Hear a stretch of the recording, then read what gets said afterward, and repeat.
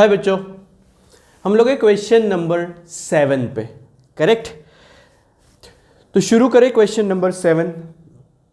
Question number 7 में बोला है on 1 November 2013 C mister C of Calcutta send goods costing ₹1 lakh to mister D of Delhi.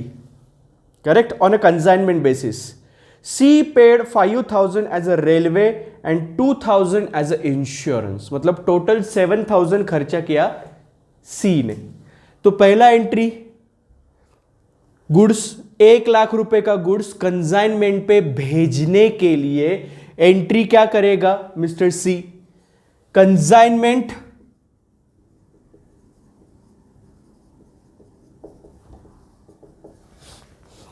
क्या करेगा entry C? Consignment account debit to goods sent on consignment.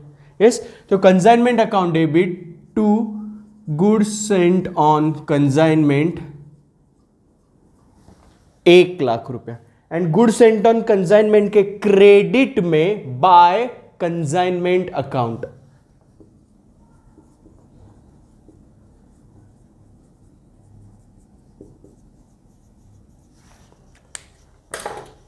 Clear?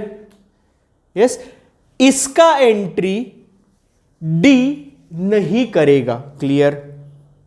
Yes. बाद में सी ने total 7,000 रुपए का खर्चा किया, 5,000 रेलवे, 2,000 इंश्योरेंस। तो वो खर्चा दिखाने की जगह कौन सी है? कंसाइनमेंट का डेबिट साइड, और कैश गया तो consignment account debit to cash.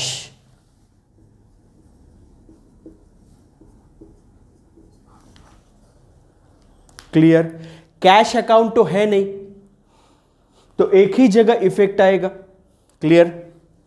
बाद में बोला है on 31 December 2013 an account cell was received from D. D से अकाउंट सेल मिला।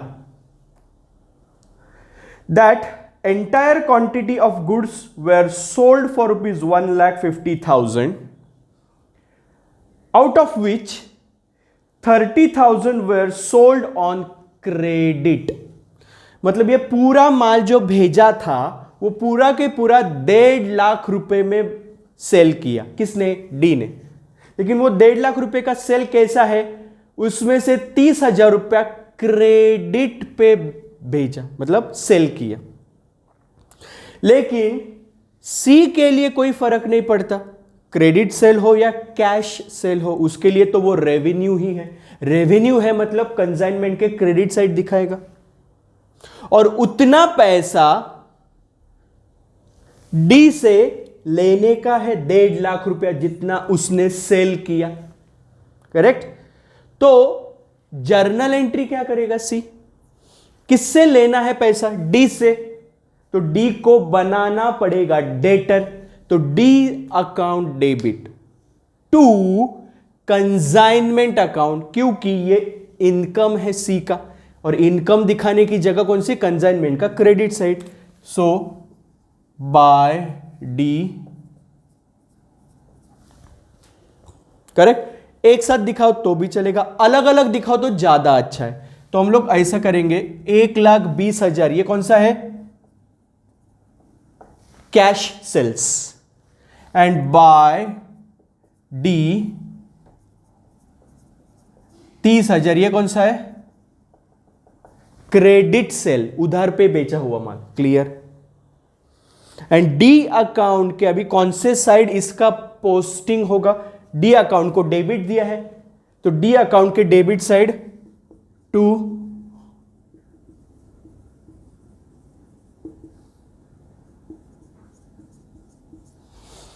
मैंने दोनों एक साथ डाल दिया। करेक्ट? अभी यही एंट्री डी क्या करेगा? डी को पहले 1,20,000 का एंट्री करते हैं। डी को कैश आएगा 1,20,000 का, क्योंकि ये कैश सेल से, तो कैश अकाउंट डेबिट, और ये जो पैसा आया ये किसको देने का है? ये देने का है सी को। तो सी को बनाना पड़ेगा क्रेडिटर, क्योंकि अभी तक तो दिया नहीं है, देने वाला है। करेक्ट।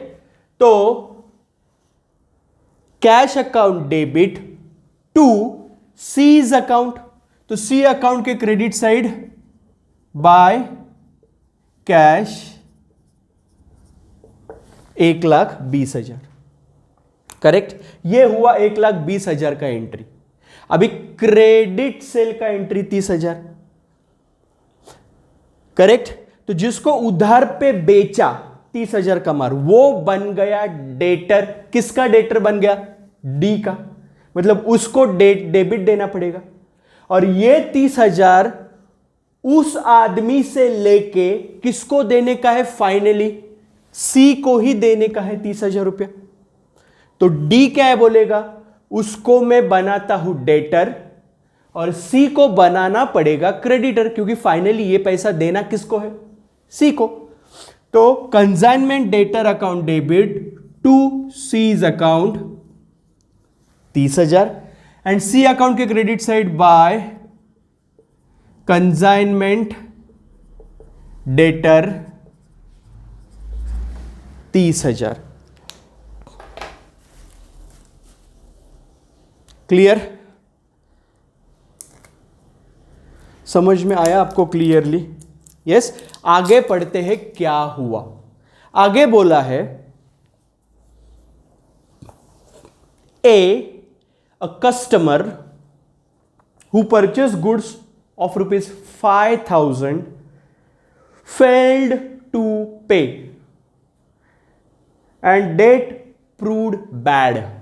मतलब एक कस्टमर है मिस्टर ए, उसको 5,000 रुपए का माल सेल किया था क्रेडिट पे। किसने? डी ने। अभी वो भाग गया, मतलब 5,000 रुपए का नुकसान। अभी ये 5,000 रुपए का नुकसान कौन सहेगा?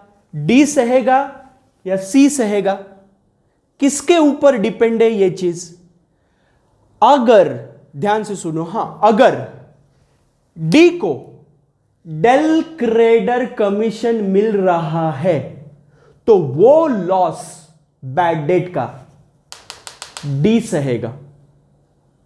लेकिन अगर डी को डेल क्रेडर कमीशन नहीं मिल रहा है तो वो लॉस कौन सहेगा? सी सहेगा। क्लियर? तो ये क्वेश्चन में जरा देखो कि डी को डेल क्रेडर कमीशन मिल रहा है क्या? नहीं मिल रहा है, उसको नॉर्मल कमीशन मिल रहा है, डेल क्रेडर कमीशन उसको नहीं मिल रहा है। क्लियर? यस। तो ये 5,000 रुपए का नुकसान कौन सहेगा? सी सहेगा। मतलब उतना रुपया अभी सी को कम देना पड़ेगा। तो सी को जो क्रेडिटर बना के रखा है ना, अभी उसका बैलेंस 5,000 रुपए से कम करना पड़ेगा। मतलब सी को देना पड़ेगा डेबिट। तो सी अकाउंट डेबिट टू, अभी ये जो डेटर्स को 30,000 रुपए का डेबिट देके रखा है, अभी 5,000, इसमें से 5,000 तो आने वाला नहीं है, तो इसका भी बैलेंस 5,000 से कम करना पड़ेगा। मतलब इसको क्रेडिट करना पड़ेगा। So C account debit to consignment debtors 5,000 and consignment debtors के credit side by C account 5,000। Clear? Yes.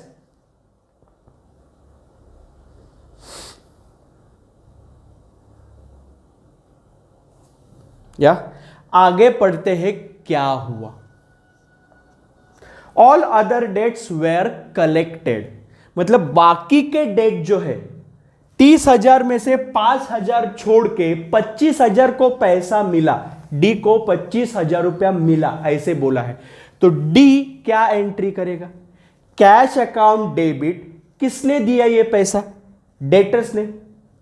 तो अभी उनका अकाउंट को डेबिट रख के कुछ फायदा है क्या? वो पूरा के पूरा कैंसिल करना पड़ेगा। तो cash account debit to consignment debtors. तो कंसाइनमेंट डेटर्स के credit side by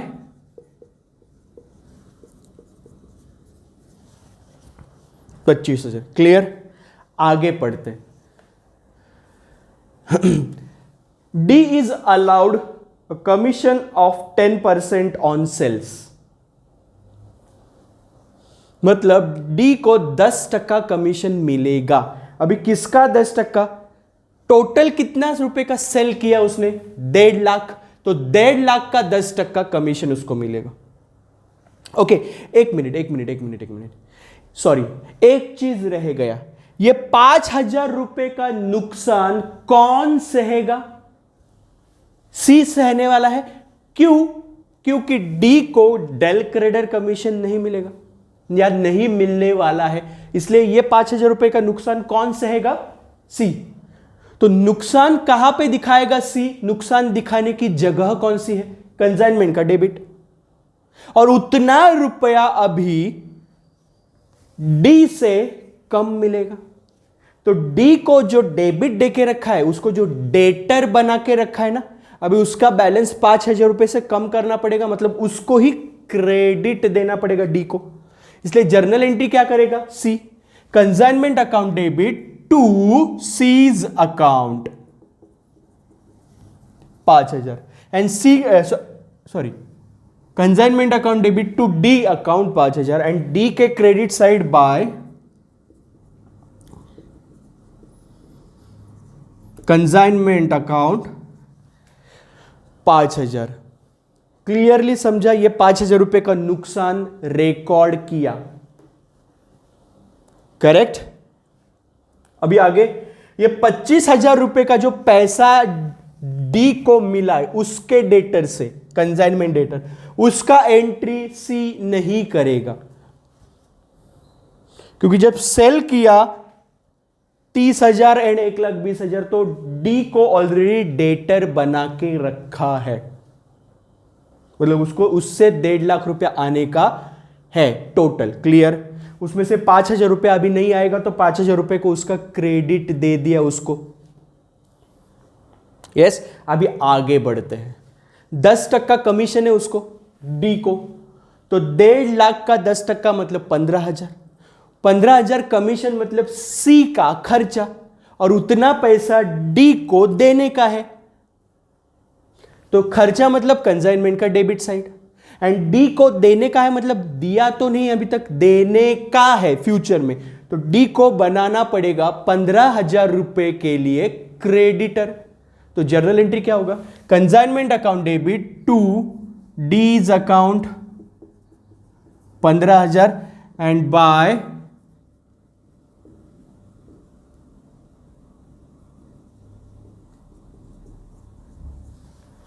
consignment. Clear? Yes, आगे बढ़ते हैं। आगे बोला है D sends all the amount due to C by cheque, मतलब बाकी सब कुछ हो गया अभी, करेक्ट? तो एक एंट्री रह गया है। कौन सा एंट्री बोलो? ये जो कंसाइनमेंट में माल आया, कितने रुपए का माल आया है कंसाइनमेंट में? 1 लाख रुपए का सी ने कंसाइनमेंट पे माल लाया, लेकिन ये आया कहां से? सी ने उसके मेन बिजनेस से, मतलब ट्रेडिंग अकाउंट से 1 लाख रुपए का माल निकाल के कंसाइनमेंट अकाउंट में डाला होगा, और यही माल 1 लाख रुपए का माल कंसाइनमेंट अकाउंट से निकाल के डी को भेजा। तो पहले ट्रेडिंग अकाउंट से कंसाइनमेंट में माल आना चाहिए ना, तो उसका एंट्री है। तो उसका एंट्री क्या आएगा?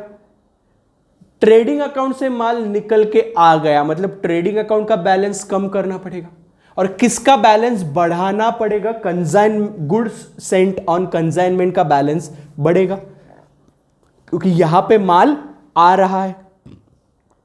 तो जर्नल एंट्री क्या आएगा? Goods sent on consignment account debit to trading account.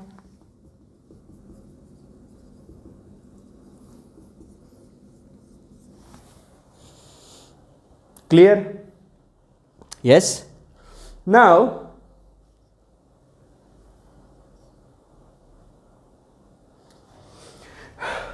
Account close अगर करेंगे, ओके, कमीशन का एंट्री रह गया 15,000। जो कमीशन है ना, कमीशन, उसका सी में एंट्री किया, लेकिन डी में एंट्री करने का रह गया, तो वो अभी कर लेंगे। यस, कमीशन डी के लिए इनकम है, और वो किससे लेना है इनकम? सी से लेना है। मिला क्या अभी तक 15,000 रुपए कमीशन? नहीं, मिलने वाला है सी से, तो सी को बनाना पड़ेगा 15,000 रुपए के लिए डेटर। तो C account debit to commission, उसका इनकम है, तो नॉमिनल रूल के अकाउंट के हिसाब से कमीशन को क्रेडिट देना पड़ेगा। सो टू कमीशन 15,000। क्लियर? तो अभी एक दूसरे का सेटलमेंट कर देंगे। वो मुझे बताइए डी का कौन से साइड का बैलेंस ज्यादा है? डेबिट साइड का, मतलब डी डेटर है, मतलब उससे पैसा लेने का है। कितना पैसा आएगा डी से? 1.5 लाख रुपए का टोटल, यहां पे वही टोटल मैं यहां पे लिखूंगा। 1.5 लाख में से ये 20,000 माइनस करो, तो कितने रुपए का चेक आएगा? By bank. चेक आएगा मतलब कौन सा बैलेंस बढ़ने वाला है? बैंक का। तो जर्नल एंट्री क्या करेगा? C, bank account debit to D's account. इसके लिए डी के credit side by bank 1,30,000। And now यहां पे देखोगे तो इस साइड का टोटल ज्यादा है, वो इस साइड भी लिखूंगा। 1.5 लाख में से ये 20,000 माइनस करूंगा तो बैलेंस आएगा 1,30,000। इतने रुपए का चेक दे रहा है डी सी को। सो टू बैंक, एंट्री क्या करेगा? Journal entry D, C account debit to bank 1,30,000। Clear? Yes, ये अकाउंट ऑटोमेटिकली टैली हुआ, ये अकाउंट भी ऑटोमेटिकली टैली हुआ। अभी खाली क्या देखना है कि कंसाइनमेंट में प्रॉफिट हुआ या लॉस। ये अकाउंट कौन से साइड का टोटल ज्यादा लग रहा है? क्रेडिट का। यस, 1.5 लाख, ये टोटल मैं यहां पे लिखूंगा। So to profit and loss account, कितने रुपए का प्रॉफिट आया? 23,000। इसका जर्नल एंट्री क्या करेगा? C, consignment account debit to profit and loss account 23,000। Clear? यहां पे क्वेश्चन खत्म। आया समझ में आपको? अगले क्वेश्चन में हम लोग देखेंगे कि अगर डी को डेल क्रेडर कमीशन मिलता है तो क्या करेंगे? करेक्ट? यस। तो ये क्वेश्चन हो गया। मिलेंगे अगले लेक्चर में। उसमें क्या देखने वाले हैं? अगर डी को डेल क्रेडर कमीशन मिलता है तो क्या होगा? क्लियर? यस। तो थैंक यू सो मच। मिलेंगे अगले लेक्चर।